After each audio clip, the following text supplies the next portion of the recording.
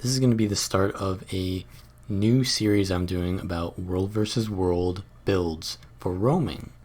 And roaming is a little bit different than zerging in world versus world in that each build has to sort of fill different roles and not be so role defined, right? In a zerg, you're going to be hyper DPS or hyper support. So roamers require a little bit of self-support, a little bit of damage, a little bit of mobility to be able to move around the map and do so without the help of a large squad always at their behest. So roaming requires, first of all, mobility. You're going to be outnumbered very often while roaming in world versus world, and because of that, you're going to need to be able to survive, and the biggest way to survive outnumbered is to just disengage. So every build that I'm going to show you guys in world versus world roaming is going to have some form of mobility to disengage, but you also need mobility to chase down kills, because at the end of the day you're just trying to get participation, right? And if you can't get any kills because everyone that you are fighting just walks away from you, or if they decide to die to you, then that's up to them. But if they can decide to choose between living and dying, and they can always choose to live, and they can, well, then it's going to feel pretty bad for you. So you always want to have the ability to chase down and kill players who don't necessarily want to fight you. So yeah, you want to have some kill potential, basically is what I'm trying to say. And also, Condi Cleanse is really important in world versus world because condition durations are increased because the stat of expertise exists in world versus world in PvP, or it doesn't exist in PvP. So yeah, condition cleanse is super important, and let's just get into this first build. This is going to be a more roaming oriented version of my Rogue Sorcerer build, and that was a Scepter Warhorn build. Now I'm using the Dagger, and the reason why this build is really good for world vs world roaming is because it has a lot of AoE with the Overload Air, and it also has tons of mobility with the Dagger weapon set. So it's very sustainable because it is a DPS Tempest. So you have all the Tempest tools to support yourself. You're not really using them to support your allies, though you can because you have the water trait line and overload water. But mostly you use that to sort of bridge the gap between your burst rotations. You kind of just survive long enough, and then you do your next overload, or you just have a lot of mobility to make combos happen. So this build is a Fresh Air Tempest, and you make use of the Fresh Air trait by making your Overload Air into a spammable ability. So whenever you use an overload, that ability will go on a 20-second cooldown afterwards. But with Fresh Air, once you swap out, you're already channeling that Overload Air, so it's going to immediately crit, and once you crit, because of Fresh Air, you're going to get your overload, you're going to get your air attunement back immediately, and then you can go back in and use Overload Air. And Overload Air is a massive attack because, as you'll see here, just using it, it puts tons of vulnerability out. It's spamming AoE in a pretty large radius, though it only hits 3 targets, and it also gives you a lot of boons and stuff because you are traded into Tempest traits. So the Tempest traits that you have for overloads are Unstable Conduit, so every time you use or you finish casting an overload, you will get an aura. So mainly you're going to be doing air overload, but that gives you Shocking Aura, and that stuns nearby foes, which attack you. So it's really good at peeling for yourself. And after you land your Overload Air, if people try to attack you, then they'll get stunned in the overload, and that gives them more damage because they can't get out of it. So it's a really good trait there. And you also gain protection whenever you start casting an overload, so that helps you to survive long enough to be able to finish the cast, because overloads are 4-second cast times. And even though they're really powerful abilities, they kind of make you vulnerable, right? Because people know that you're not going to dodge if you're casting an ability. I mean, you still can dodge, but you're less likely to.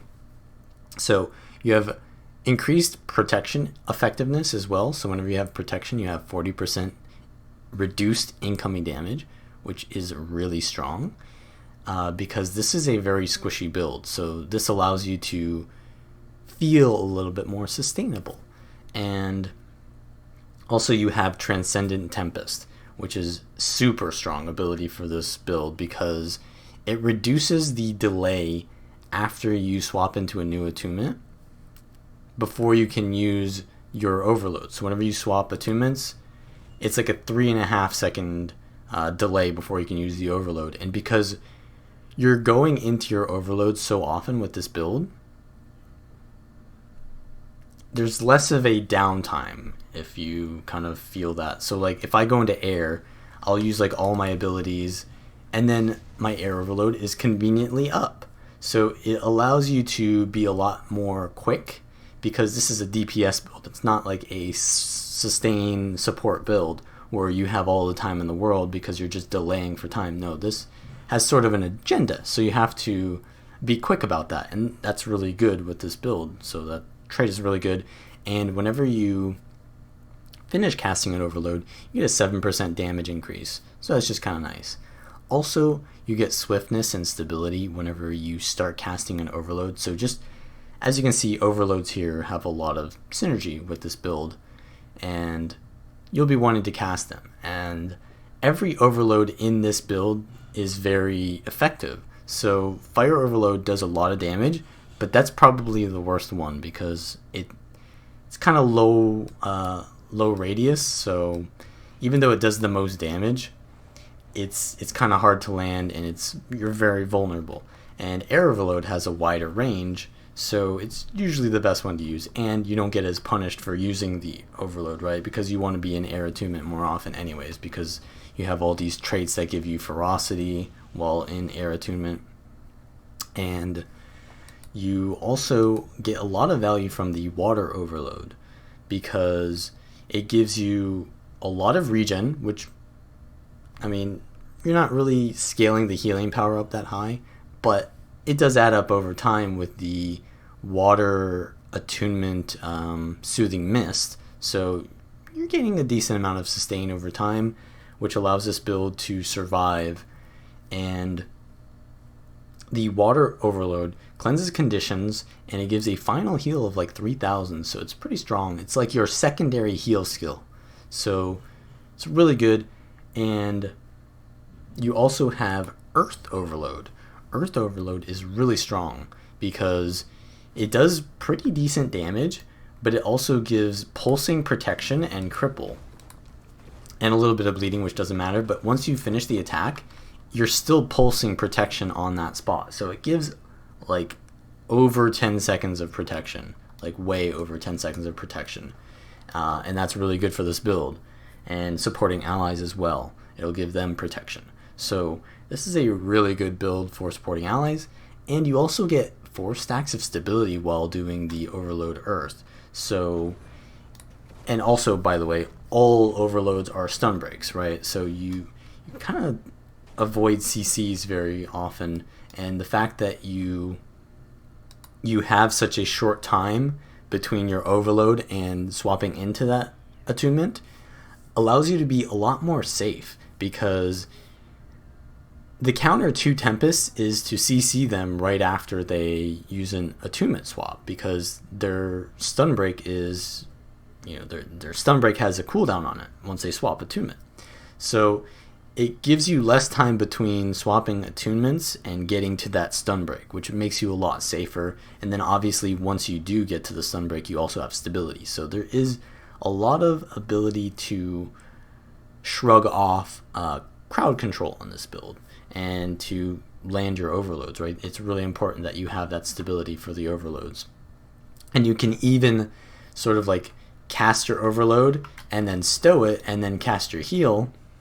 And while you have that stability pulsing, or not pulsing, but on you, you can kind of avoid getting CC during your heal skill, which is a really important skill to land.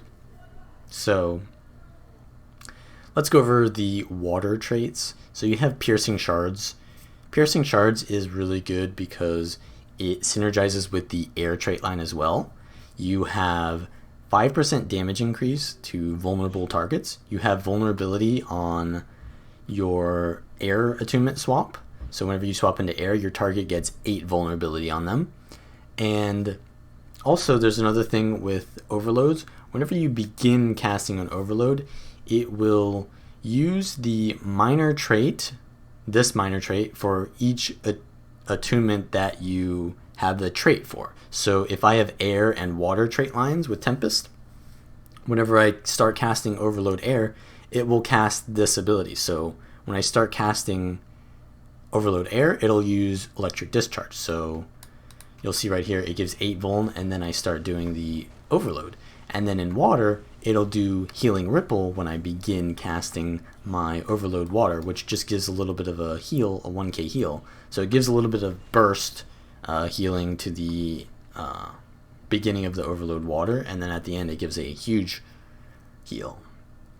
So that's another important thing to realize. But basically you have a lot of vuln on this build, and whenever you're in water attunement, the damage of that vulnerability increase is doubled, so you get 10%, but mostly you're doing damage in air attunement. So you get the 5% damage increase to vulnerable targets, and then the vulnerability also gives you higher damage modifiers as well on top of that. And your vulnerability has 33% increased duration, so it's really good for sustained damage, which this build is going for. And then you have Cantrips trait. So whenever you use a cantrip, you gain regen and vigor. It's really good because more dodges, more survivability, and the regen uptime is pretty high. So it gives you 1000 heal per cantrip you use. It's pretty nice. And you have 4 cantrips, so it reduces the cooldown of your cantrips, which makes your heal skill a 14-second cooldown, either renewal, which cleanses 8 conditions and heals quite a bit over time, but it is a long cast time, so it's easily interrupted. So that's why it's really important that you utilize the stability on this build, or you just use positioning. And then you also have Mistform as another cantrip, you have Lightning Flash, and then I use Tornado. And we'll talk about another elite that you can use later.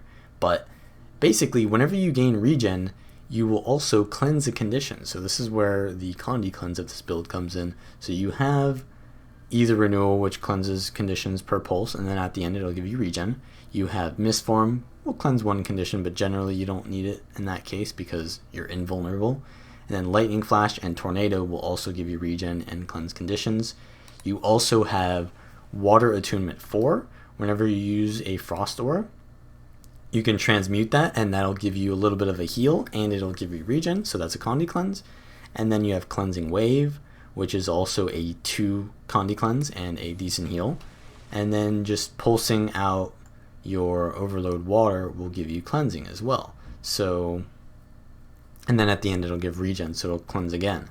So there's a lot of Condi cleanse on this build, and a lot of Condi cleanse for your allies, because whenever you give regen to your allies, you will cleanse a condition for them. You'll also just cleanse AoE conditions from Cleansing Wave and Overload Water. So there is a decent amount of support on this build through non-healing means, because you're not taking healing power as a trait. You're taking just kind of like supportive stuff.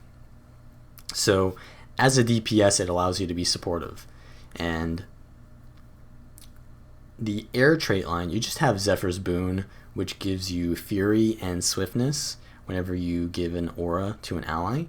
You don't really give that many auras to your allies, you're just giving it to yourself. Aftershock will give an aura to your allies, but other than that, you're just giving it to yourself. And this is really important for the Fury uptime. So basically, Fury gives you crit chance. Crit is really important for this build, especially because of Fresh Air procs whenever you crit. But there's just many ferocity modifiers on this build too, so you want to be critting as often as possible. So whenever you use an aura, you have Shocking Aura, you have Frost Aura on the Dagger 4 as well, so that'll give you swiftness and fury, and the fury uptime is pretty much permanent because of that, and you also get auras whenever you finish an overload, and obviously Aftershock.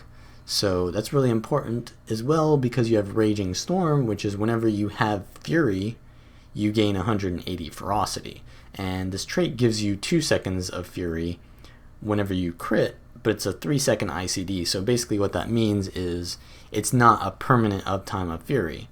And how it ends up being is basically that whenever you land your first crit,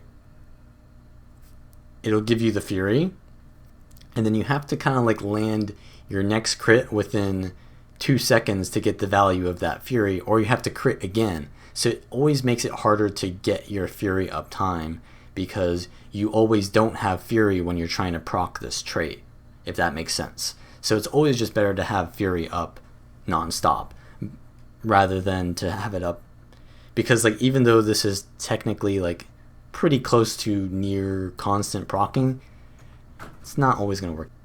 So Raging Storm is nice, but you do need to have a little bit more fury uptime. So I like Zephyr's Boon. You can take Ferocious Winds if you really have like other fury applications, but yeah, I like Zephyr's Boon. And then you also have additional ferocity when you are in the air attunement. So having fresh air allows you to swap back into air attunement as much as possible.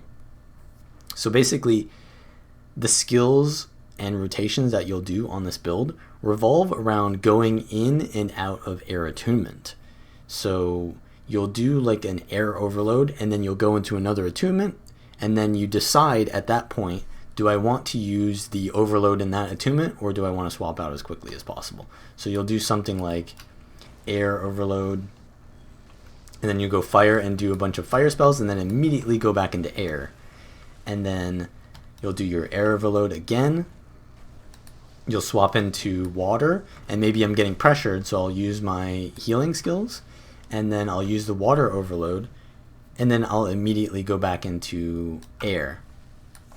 And then I'll just repeat the process. You just do air overload, and then combo something else, and then you go back into air. And then you can go earth, and there's a lot of different combos that you can do on this build. So let's go over the equipment first before I go over those combos. So I have full Marauder's gear and runes of durability. So Marauder, pretty important for survivability because you need the vitality to survive in just having base HP as an Ellie is 11k HP, right? So getting vitality is super important, and then otherwise you get all the damage that you can.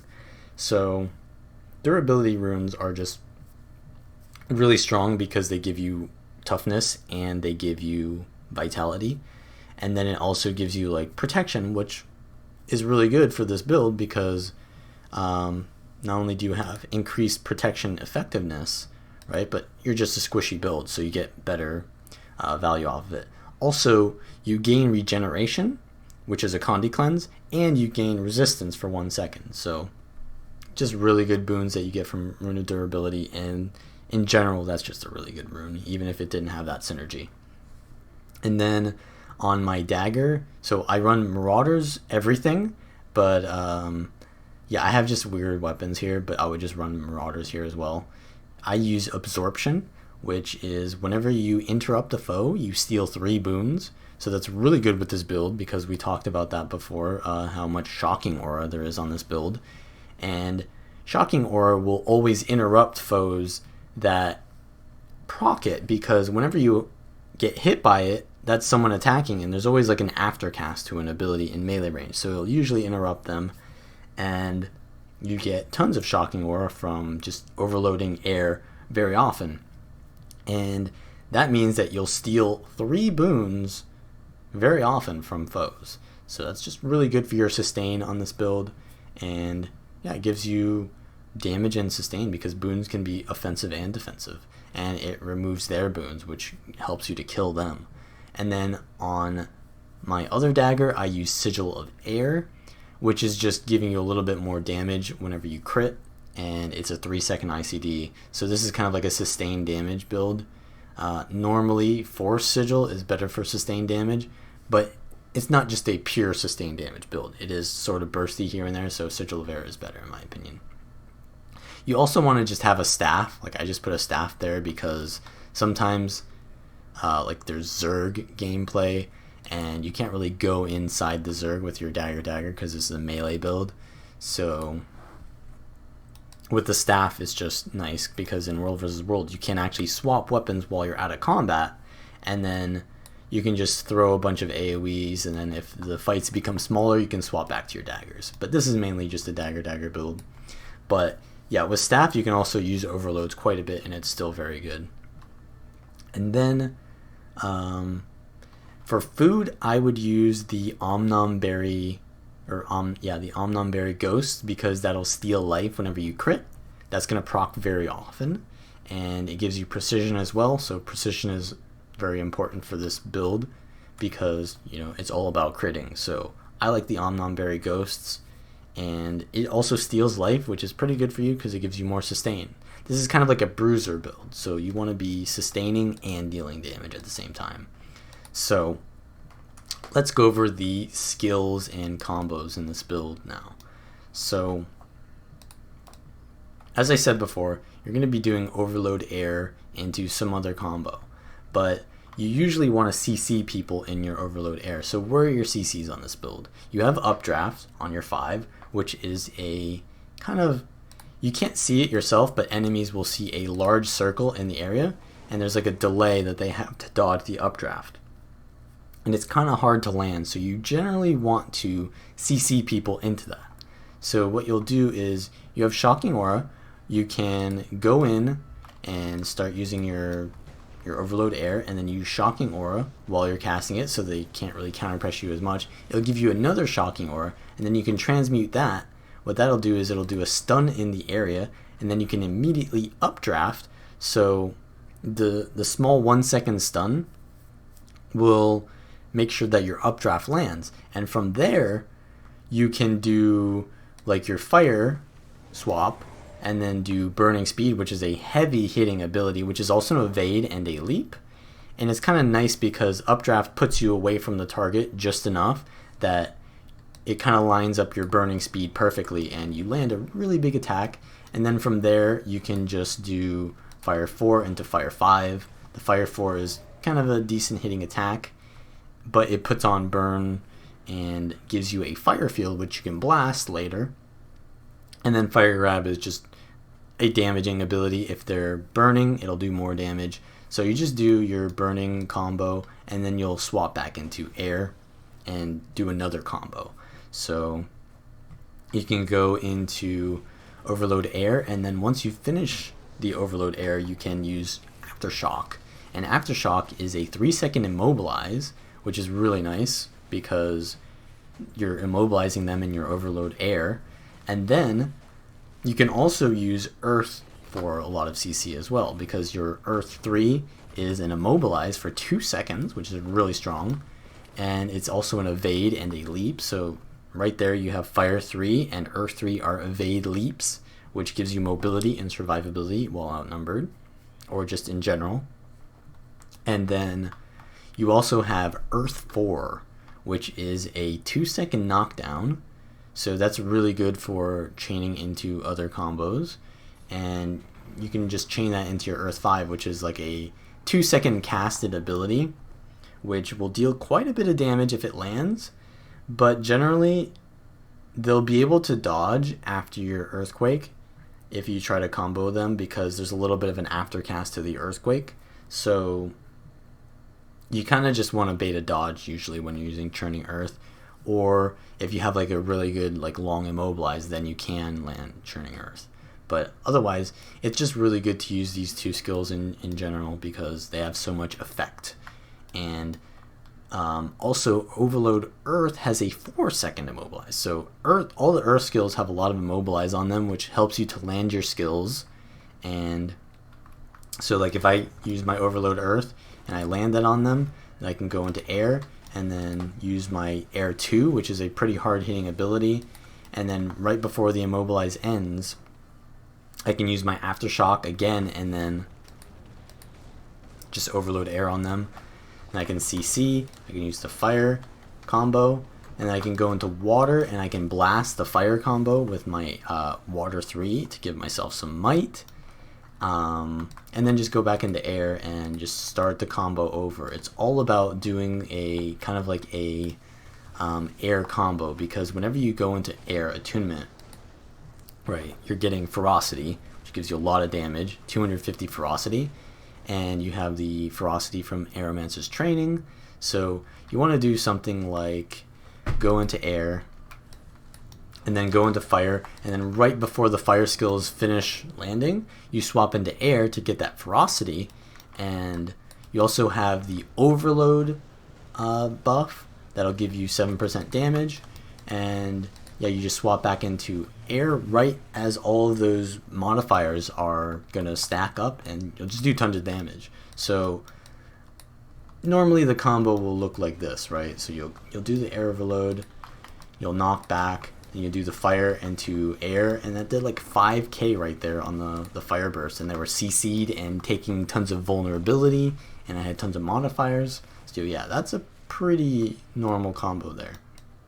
You can also do tornado combos. So like say generally like the singularity time to get into your overload is generally enough time to fill the gap with the tornado. So say like for example I use air attunement and then I use all my skills, and then there's like 2 seconds left before my air overload is really ready to be used. What you can do is you can tornado and then use the 5 skill and immediately leave, and then start casting your overload air while they're stunned, and then at that point they've got to dodge, and then you know you're way ahead in the encounter. So yeah, there's a lot of combos with this build, and you just got to get used to them. Like I didn't even mention all the combos you can do, but yeah, this is a really fun build, and it gives you a lot of, in my opinion, versatility. So that's the main reason why I like this build.